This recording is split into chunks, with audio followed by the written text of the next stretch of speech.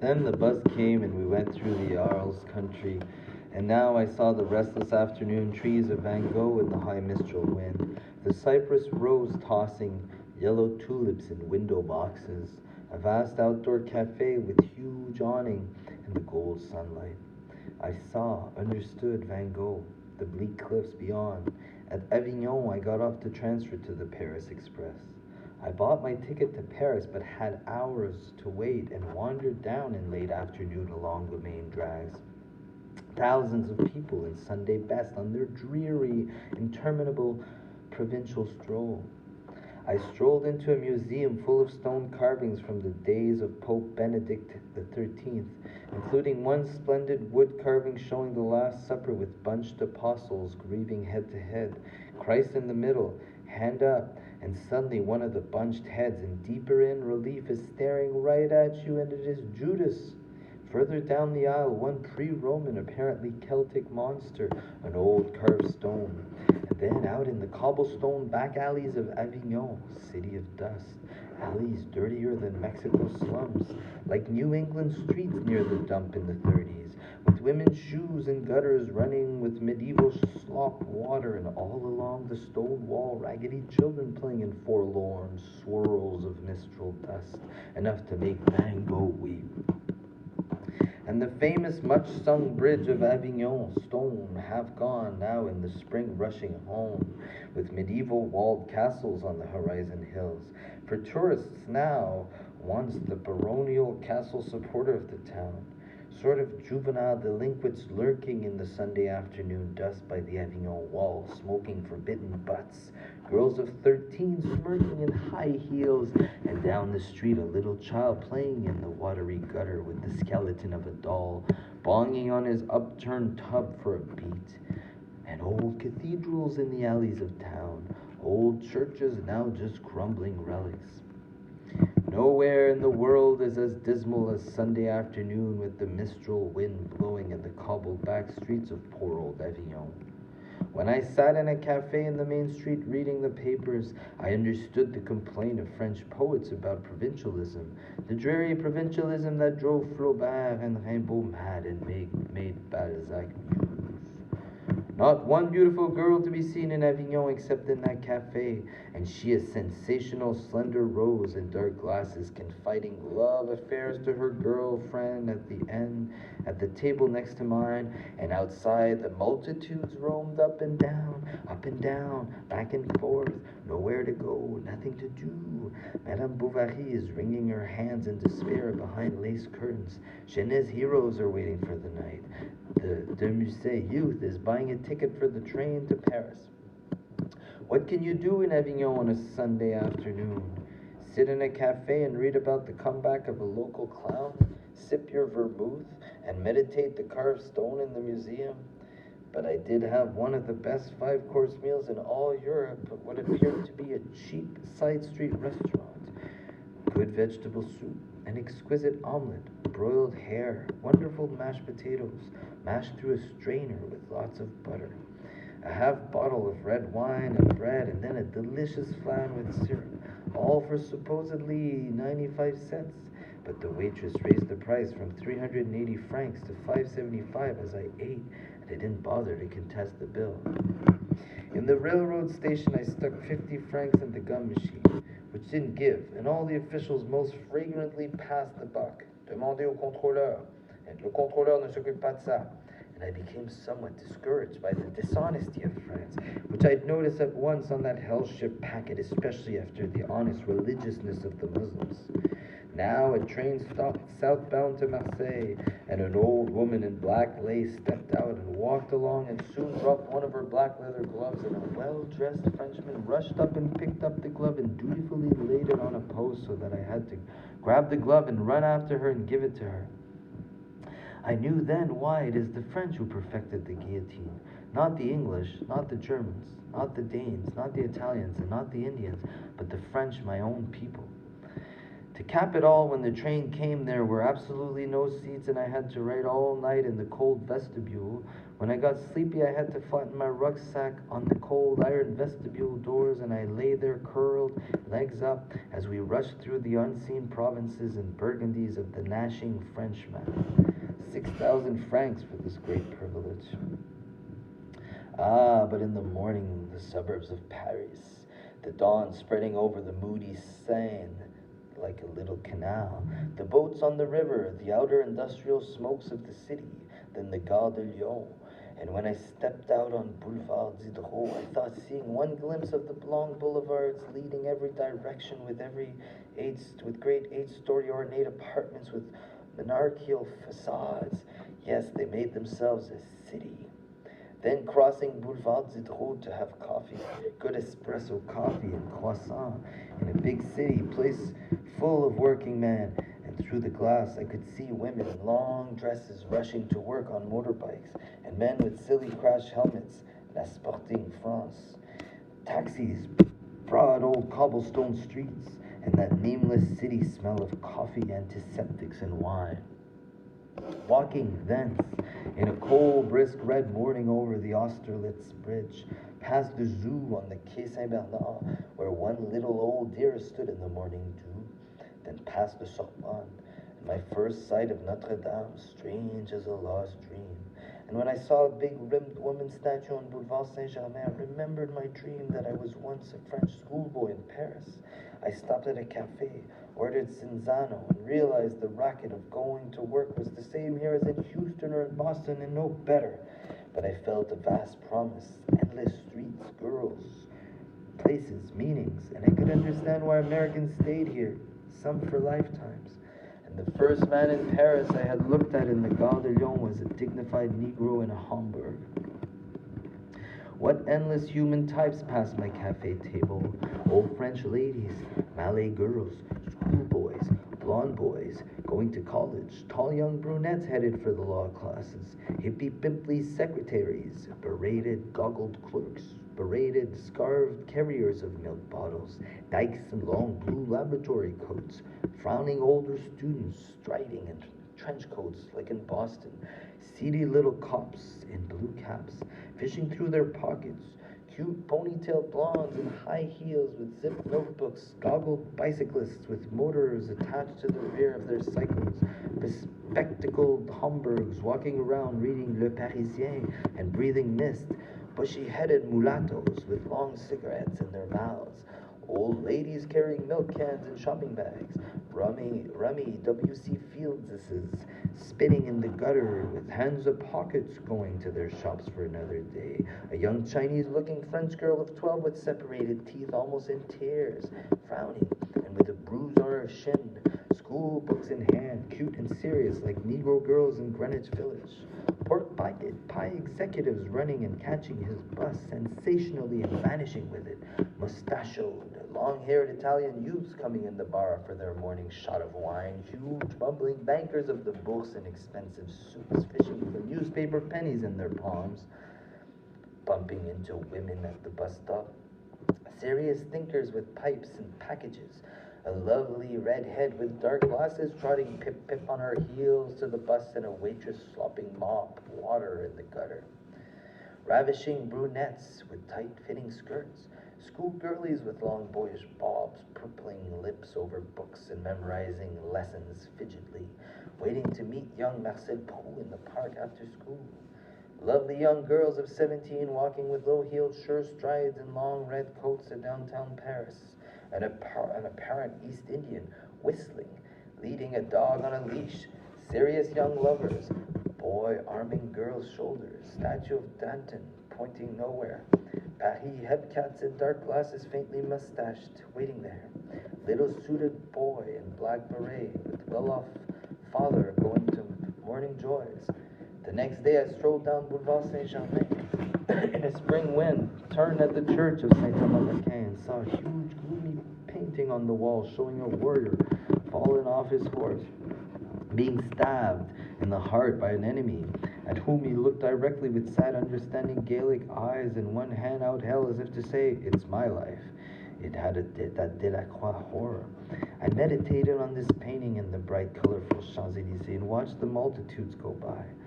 Glum, I walked past a movie house advertising War and Peace, where two Russian sable-capped grenadiers chatted amiably, and in French, come on, with two American women tourists. Long walks down the boulevards with a flask of cognac. Each night a different room, each day 4 hours to find a room, on foot with full packs. In the Skid Row section of Paris, numerous frowsy dames said complet coldly when I asked for unheated cockroach rooms in the gray Paris room. I walk and hurried, angrily bumping people along the sand. In little cafes, I had compensatory steaks and wine, chewing slowly. Noon, a cafe near Les Halles, onion soup, pâté de maison, and bread for a quarter. Afternoon, the girls in fur coats along Boulevard Saint-Denis, perfume. Monsieur? Sure. Finally, I found a room I could keep for all of 3 days. A dismal, dirty, cold hovel hotel run by two Turkish pimps, but the kindest fellows I'd met yet in Paris. Here, window open to dreary rains of April, I slept my best sleeps and gathered strength for daily 20-mile hikes around the Queen of Cities. But the next day I was suddenly unaccountably happy as I sat in the park in front of Trinity Church near Gare Saint-Lazare among children, and then went inside and saw a mother praying with a devotion that startled her son. A moment later I saw a tiny mother with a bare-legged little son already as tall as she.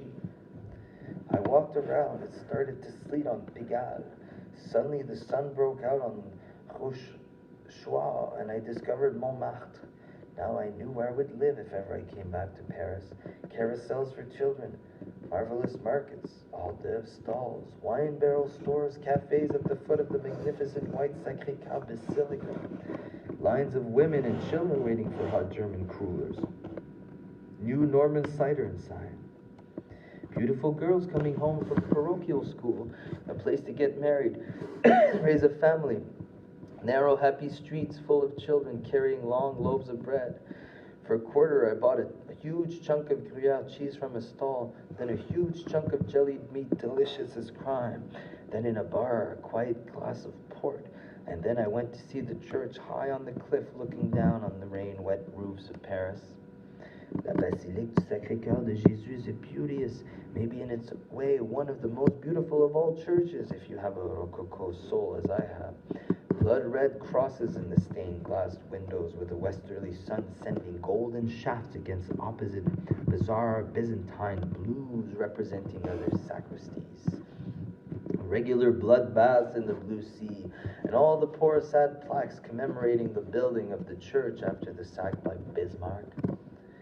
Down the hill in the rain, I went to a magnificent restaurant on Rue de Clignancourt and had that unbeatable French pureed soup and a whole meal with a basket of French bread and my wine and the thin-stemmed glasses I had dreamed about, looking across the restaurant at the shy thighs of a newlywed girl having her big honeymoon supper with her young farmer husband, neither of them saying anything.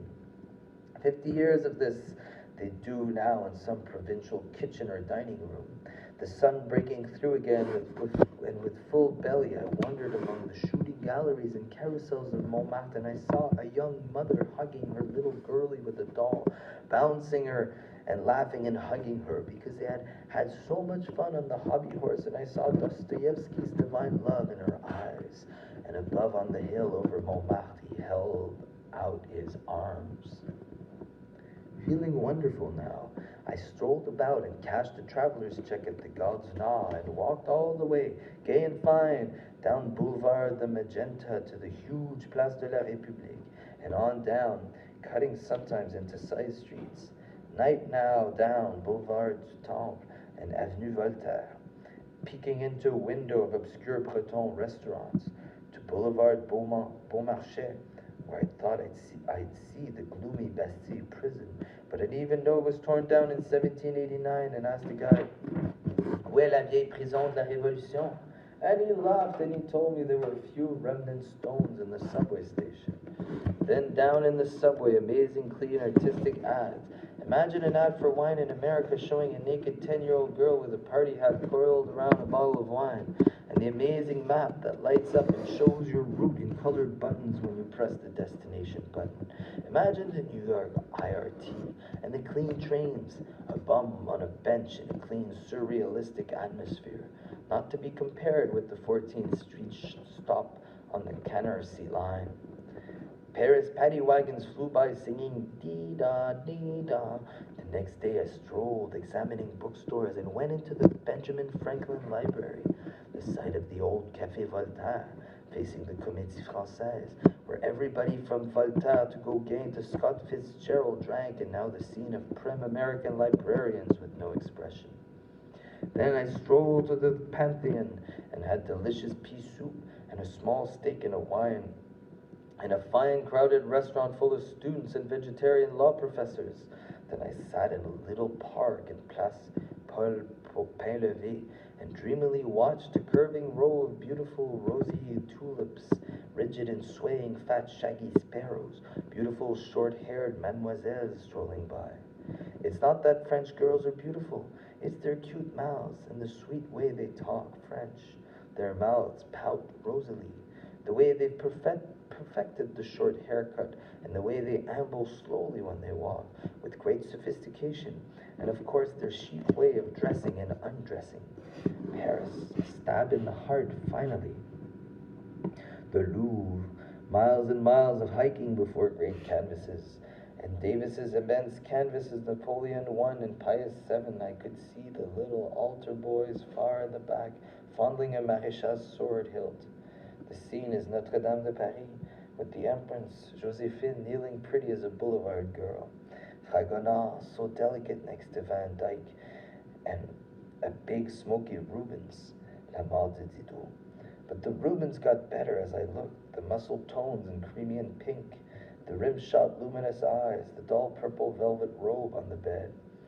Rubens was happy because nobody was posing for him for a fee, and his gay kermesse showed an old drunk about to be sick. Goya's Marquesa de la Solana could hardly have been more modern. Her silver fat shoes pointed like fishy crisscrossed the immense diaphanous pink ribbons over a sisterly pink face. A typical French woman, not educated, suddenly said, "Ah, c'est trop beau. It's too beautiful." But Bruegel, wow! His Battle of Arbelles had at least 600 faces clearly defined in an impossibly confused mad battle leading nowhere. No wonder Céline loved him. A complete understanding of world madness, thousands of clearly defined figures with swords, and above them the calm mountains, trees on a hill, clouds, and everyone laughed when they saw that insane masterpiece that afternoon. They knew what it meant. And Rembrandt, the dim trees and the darkness of Crépuscule's chateau, with its hints of Transylvanian vampire castle, set side by side with his hanging leaf, was completely modern with its splash of blood paint. Rembrandt's brush strokes swirled in the face of the Christ at Emos, and the floor in Saint Famille was completely detailed in the color of planks and nails. Why should anyone paint after Rembrandt, unless Van Gogh? The Philosopher in Meditation was my favorite for its Beethoven shadows and light. I liked also Hermit reading with his soft old brow, and St. Matthew being inspired by the angel was a miracle. The rough strokes and the drip of red paint in the angel's lower lip, and the saint's own rough hands ready to write the gospel. Ah, miraculous too, the veil of mistaken angel smoke on Tobias's departing angel's left arm. What can you do? Suddenly I walked into the 19th century room where there was an explosion of light, of bright golden daylight, Van Gogh, his crazy blue Chinese church with its hurrying woman, the secret of it, the Japanese spontaneous brushstroke that, for instance, made the woman's back show. Her back all white, unpainted canvas except for a few black, thick script strokes. Then the madness of blue running in the roof where Van Gogh had a ball. I could see the joy, red, mad gladness he rioted in that church heart. His maddest picture was gardens with insane trees whirling in the blue swirled sky. One tree finally exploding into just black lines, almost silly but divine, the thick curls and butter burls of color, beautiful oil rusts, clubs, creams, greens. I studied Degas' ballet pictures. How serious the perfect faces in the orchestra. Then suddenly the explosion on the stage, the pink film rose of the ballerina gowns, the puffs of color, and Cézanne, who painted exactly as he saw, more accurate and less divine than Holy Van Gogh. His green apples, his crazy blue lake with acrostics in it, his trick of hiding perspective. One jetty in the lake can do it, and one mountain line. Gauguin. Seeing him beside these masters, he seemed to me almost like a clever cartoonist, compared to Renoir, too, whose painting of a French afternoon was so gorgeously colored with the Sunday afternoon of all her childhood dreams. Pink, purples, reds, swings, dancers, tables, rosy cheeks, and bubble laughter. On the way out of the bright room, Frans Hals, the gayest of all painters who ever lived, then one last look at Rembrandt's St. Matthew's Angels. Its smeared red mouth moved when I looked. April in Paris, sleet in Pigalle, and last moments. In my Skid Row hotel it was cold and still sleeting, so I put on my old blue jeans, old muff cap, railroad gloves, and zip-up rain jacket, the same clothes I'd worn as a brakeman in the mountains of California and as a forester in the Northwest, and hurried across the Seine to Les Halles for a last supper of fresh bread and onion soup and pâté. Now for delights, walking in the cold dusk of Paris amid vast flower markets, then succumbing to thin, crisp frites with rich sausage hot dog from a stall on the windswept corner, then into a Montmartre restaurant full of gay workers and bourgeois, where I was temporarily peeved because they forgot to bring me wine too, so gay and red in a clean stemmed glass. After eating, sauntering on home to pack for London tomorrow, then deciding to buy one final Parisian pastry, intending a Napoleon as usual, but because the girl thought I'd said Milanais, I accepted her offer and took a bite of my Milanais as I crossed the bridge, and bang! The absolutely final greatest of all pastries in the world. For the first time in my life, I felt overpowered by a taste sensation, a rich brown mocha cream covered with silvered almonds, and just a touch of cake, but so pungent that it stole through my nose and taste buds like bourbon or rum with coffee and cream. I hurried back, bought another, and had the second one with a little hot espresso in a cafe across the street from the Sarah Bernard Theater. My last delight in Paris, savoring the taste and watching Proustian showgoers coming out of the theater to hail cabs. In the morning at 6, I rose and washed up the sink in the water, running into my faucet talked in a kind of Cockney accent. I hurried out with full pack on back, and in the park a bird I never heard, a Paris warbler by the smoky morning sand. I took the train to Dieppe, and off we went, through smoky suburbs, through Normandy, through gloomy fields of pure green, little stone cottages, some red brick, some half-timbered, some stone, in a drizzle along the canal-like Seine, colder and colder through Vernon, in little places with names like Beauvais and something sur C, to gloomy Rouen, which is a horrible, rainy, dreary place to have been burnt at the stake. All the time my mind excited with the thought of England by nightfall, London, the fog of real old London. As usual, I was standing in the cold vestibule, no room inside the train, sitting occasionally on my pack crowded in with a gang of shouting Welsh schoolboys after the quiet coach who loaned me the Daily Mail to read. After Rouen, the ever more gloomy Normandy hedgerows and meadows, then Dieppe with its red rooftops and old quays and cobblestone streets with bicyclists, the chimney pots smoking, gloom, rain, bitter cold in April, and I sick of France at last.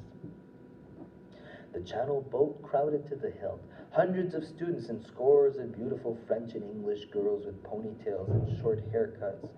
Swiftly we left the French shore, and after a spate of blank water we began to see green carpets and meadows stopped abruptly as with a pencil line at chalk cliffs. And it was that sceptered isle, England, springtime in England.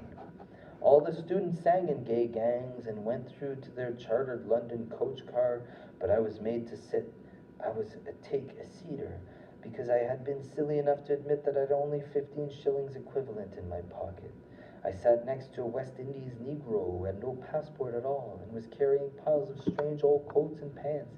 He answered strangely the questions of the officers, looked extremely vague, and in fact I remembered he had bumped into me absent-mindedly in the boat on the way over. Two tall English bobbies in blue were watching him and myself suspiciously with sinister Scotland Yard smiles and strange, long-nosed, brooding attentiveness like in old Sherlock Holmes movies. The Negro looked at them terrified.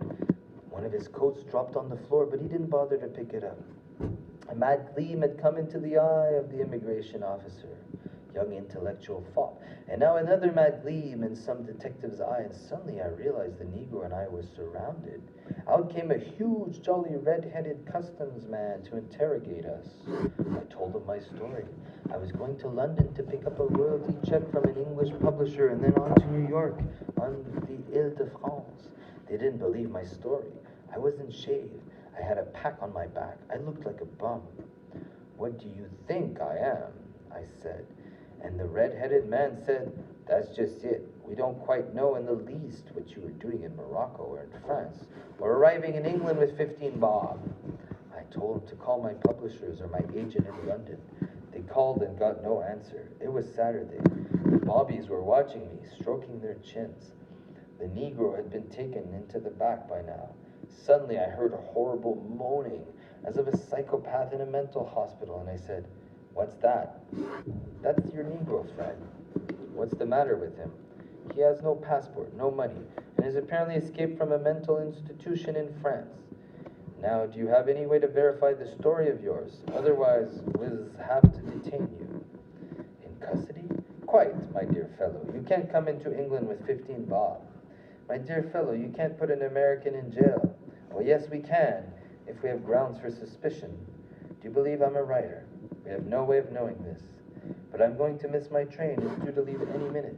My dear fellow, I rifled through my bag and suddenly found a note in a magazine about me and Henry Miller's writers and showed it to the custom man. He beamed. Henry Miller? That's most unusual. We stopped him several years ago. He wrote quite a bit about New Haven. This was a grimmer New Haven than the one in Connecticut with its dawn coal smokes. But the customs man was immensely pleased, checked my name again in the article and on my papers and said, well, I'm afraid it's going to be all smiles and handshakes now. I'm awfully sorry. I think we can let you go through with the provision that you leave in England inside a month. Don't worry. As the Negro screamed and banged somewhere inside, and I felt a horrible sorrow because he had not made it to the other shore. I ran to the train and made it barely in time. The gay students were all in front somewhere, and I had a whole car to myself, and off we went silently and fast in a fine English train across the countryside of Olden Blake Lambs, and I was safe. English countryside. Quiet farms, cows, meads, moors, narrow roads and bicycling farmers waiting at crossings, and ahead, Saturday night in London. Outskirts of the city in late afternoon like the old dream of sun rays through afternoon trees.